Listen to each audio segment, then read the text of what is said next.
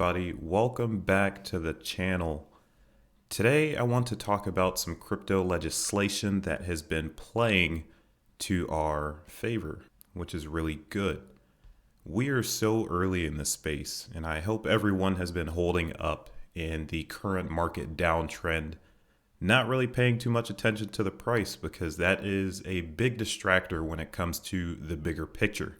This is a once in a lifetime opportunity. The wealth distribution that is currently taking place is not something that has happened too often. And with that being the case, a lot of people don't really know what to expect, how to act, or what the bigger picture looks like. But what I can say is that the end result will be worth it. Cryptocurrencies and distributed ledger technologies will be the driving force into the digital financial age, and I am glad to be a part of it. What a time to be alive. If any of you are looking for a place to talk crypto, ask questions, share information, overall be a part of a community that just loves to help one another in the crypto space and educate others as well, go ahead and join our Discord. I just want to give a personal shout out to RV Winkle. He has been asking questions in the Discord channel, which I don't mind. I love to do this on a daily basis, and it only helps me gain more knowledge and pass it down as I grow. Now, without further delay, let's get right to the topic at hand. The Emergencies Act will expand powers of Canadian banks to freeze accounts and halt funds. Now, if you guys do not know what this situation is about, I'll just put a little context behind it.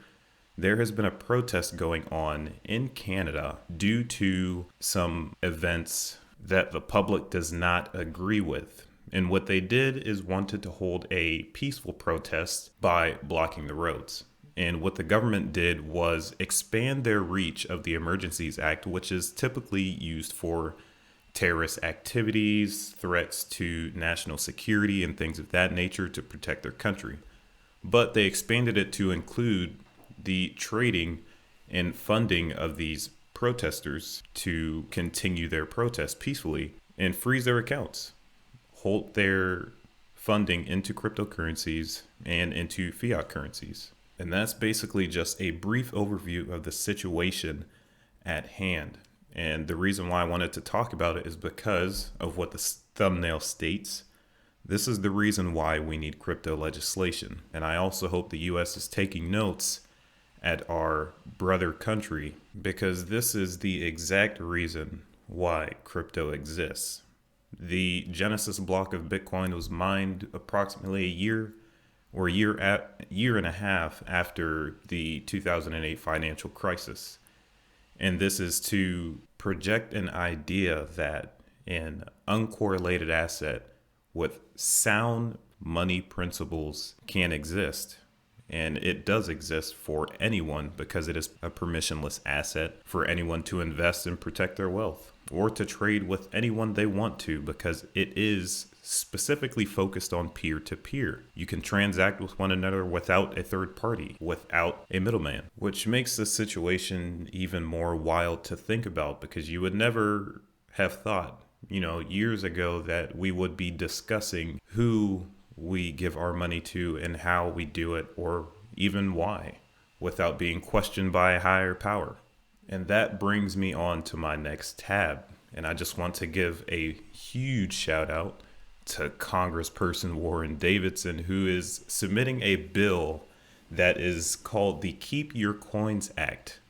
And it is introduced to restrict government control of crypto. Now, everyone's idea of crypto is that it lives on the blockchain. That is correct. So how could they seize your coins if they wanted to? And what they can do is they can make it really difficult for you to transact until, for the more soft-core crypto enthusiasts, they would basically harass you until you give up. They would just hope and assume that you would say, you know what, I give up. I'm just going to use US dollar. It is too much of a hassle to try to go around blockades and borders and obstacles just to transact in crypto. And that's basically all they can do. And this bill would enact them to try to stray away from anything that would revolve around civil asset forfeiture, which is, in my opinion, unconstitutional, and a lot of people think so as well. Now, this bill has been in the works by Congressperson Davison since 2016, and that just lets you know the amount of due diligence that has been going on behind the scene to protect one's wealth. And I'm just going to scroll down to a tweet he posted, and I quote, "So while financial privacy should already be protected by the Constitution, the Fourth Amendment, preventing government from being able to prohibit or restrict the use of self-hosted wallets is a much needed policy improvement." And I couldn't agree more with this statement. It's just like minds coming out of the woodwork, supporting the cause and supporting something that should not be a conversation in the first place. I think civil asset forfeiture is it's an unbelievable move, and I think we should have the right and the ability to transact and give to whoever we please without being questioned. Now, in investors going to do what investors are going to do, Warren Buffett invests $1 billion into Bitcoin-friendly neobank, dumping Visa and MasterCard stocks. Now, I just wanted to bring this one up. I'm not really into smearing anyone due to the fact that he has been a heavy critic of the crypto space and Bitcoin for some time now. But I just wanted to point out the fact of his investment, the new bank that he invested in. They say it's crypto friendly, but the only thing that bank really offers is crypto ETFs. So they do not offer physical trading itself as a defined crypto friendly bank would. They just offer ETFs that track the price. While that is a crypto friendly stance, it is more for profits in traditional finance. And there is nothing wrong with that. Warren Buffett gets to put his money in a bank that has crypto exposure, or shall I say Bitcoin exposure, and everybody wins in the end. Buffett's additional investment into Nubank shows his acknowledgement of the fintech sector's underlying theme of the digitization of financial services, as well as his willingness to associate with companies that are involved in the cryptocurrency sector.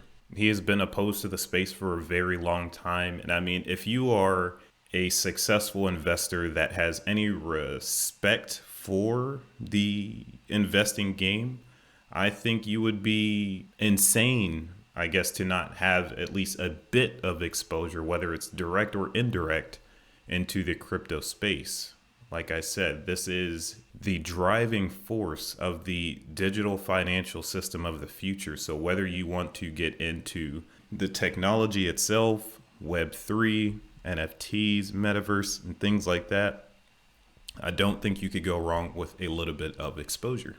Next up, we have Colorado governor says he expects the state to accept tax payments in crypto by summer. And this is a narrative that keeps getting pushed by US states and US cities, that they want to ease the friction of crypto trading. They want to promote digital currencies as a medium of exchange.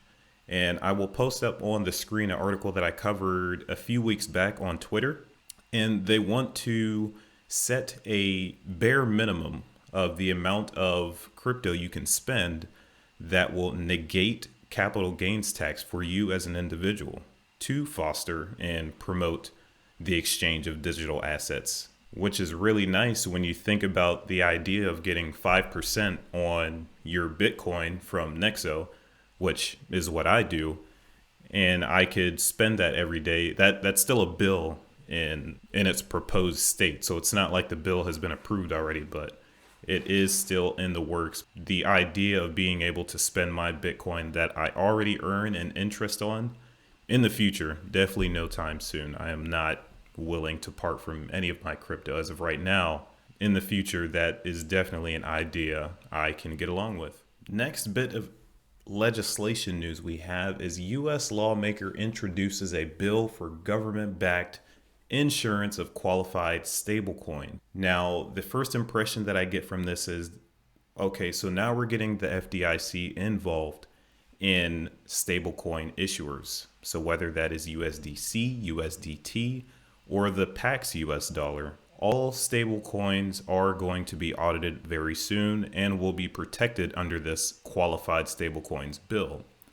Now, whether they will pick multiple or just one single stablecoin issuer to uphold and qualify them worthy of this bill, we don't know the details yet.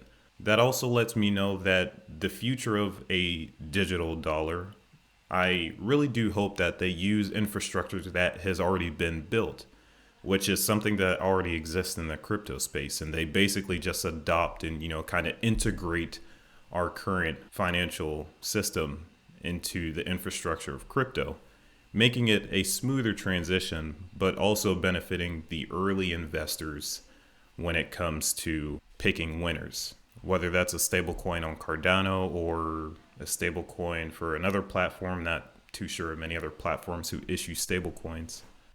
One thing I wanted to read down here: the Securities and Exchange Commission and Commodities Futures Trading Commissions are not restricted from examining non-qualified stablecoins and other cryptocurrencies under the bill. So basically what that just lets me know is whoever is deemed non-qualified and not covered in the bill, the SEC will continue their regulatory reign, throwing legislative elbows to the cryptocurrency space that they try to speculate are securities or not securities. Hence the reason why we are currently in the lawsuit with the SEC with the whole Ripple and XRP situation. So hopefully we will get out of that soon. But that is all I have for this article. And lastly, I'm not going to spend too long on this. $1 trillion opportunity, says JP Morgan, as they become the first major bank in the metaverse. And it is not what you think. As of yet, there have been no stories saying that they are creating their own metaverse. They have just joined in Decentraland by purchasing some space and creating a lounge. Now, this lounge is called the Onyx Lounge, where they have a tiger roaming the place, as you can see in the photo down here, and I wish I could zoom in on that. They have a digital picture of JP Morgan in this lounge. As of yet, there has been no further developments. It's basically just their acknowledgement into the metaverse space. And down here is basically what they had to say. This is a democratic ownership economy coupled with the possibility of interoperability that could unlock immense economic opportunities, whereby digital goods and services are no longer captive to a singular gaming platform or brand. And this just made me think. I was in a AMA with the Access team. The Access team is a metaverse play, but built on Hedera Hashgraph, and they're super early in the game, so that's probably why you may have not heard of them. But I talk to them constantly and basically attend their Discord chats all the time. And what they are trying to do is build creators, teach creators how to design their own metaverse, how to monetize their own merch, build their brand, and things of that nature. And I find it really cool because they actually have classes that you can attend by buying an NFT, and it basically teaches you everything you need to know about building your own metaverse that will be hosted on Hedera Hashgraph. And I find it really nice that we have developers and creators building those alike and who have similar interests. Also, reading the paragraph down here, JP Morgan has identified a rush of individual creators utilizing Web3 to monetize their work in new ways as a driving force behind the new economy being built in the metaverse. That's what it's all about. And I think creators should definitely take advantage of this opportunity, because when it comes to building a brand, I think that is where the foundation is when we're talking about businesses and things you like to do, creating that financial freedom, that financial legroom, so you can move about and do things a bit more freely. And just getting back on track to the topic at hand, that's exactly why I think we need legislation, and I think we need positive legislation. And I also think education plays a big part when it comes to us as individuals participating in crypto very early on, because when we come together and say, hey, This really doesn't make sense because the technology behind it does not allow us to look at those who stake to our nodes, as there was a bill earlier that required node operators to collect know your customer information from people who delegated to their pools, which is outrageous. But I think it dispels fear. When you have clear regulatory guidance, there is no fear, and that can also be a catalyst to why someone may start to research into crypto, Web3, Metaverse, any subtopic under the crypto space. I think it could definitely be a trigger which could change someone's life. You never know. I also think guidance is a big thing for those who are already existing in the space. We operate under a very cloudy set of rules. We don't know every do and don't of the crypto space that is linked to the outside regulatory world. But with regulatory clarity, we would know the confines of our daily operations. We would know specifically what the do's and don'ts are, and we can continue to build off of that. Like I said, this space is the next digital financial system. And wherever it takes you, whatever direction you decide, overall, it will be good. The internet space was held back in the early 90s due to the fact that regulators held people who used platforms liable with the company. So if I was on YouTube and I said, all short people don't deserve chances to work at tall people jobs, you need to leave, they would hold YouTube accountable. But there was actually a law in 1996. I'll put it up on the screen because I hate speaking from cloudy memory. I think it was called the Decent Digital Act, something of that nature. And overall, it separated the company from the people who used the platform from what they said, because obviously overall their views does not line up with the company that hosts the platform. And that is what gave the internet age its boost to become what it is today. Just think about if that law was still in, or if that law never existed, and YouTube would have to have lawyers crawling all around to police what everyone is saying, even though that kind of what goes on today. But it's more of a watered down version of it, and it's not really as bad as it could have been if proper laws and legislation wasn't passed to help move the internet age along. And I'll just end it off with adoption. We need the legislation to continue adoption. There are some people who are just sitting back because there's no rules and they think this is the wild, wild west, which is not the case. Even though we currently do not have regulation, we still have rules. We still have boundaries, and we pretty much just use common sense to operate within the space. So that's all I wanted to leave with you guys. If you have any questions, comments, or concerns on the content that I create, use the Discord link in the comments, join our Discord, and let's have a conversation. If not, simply just throw a comment down in the YouTubes and I will get to it within an hour. I love answering comments on YouTube, or anywhere for that matter. Okay, I'm gonna stop talking now. I will catch you all on the next one.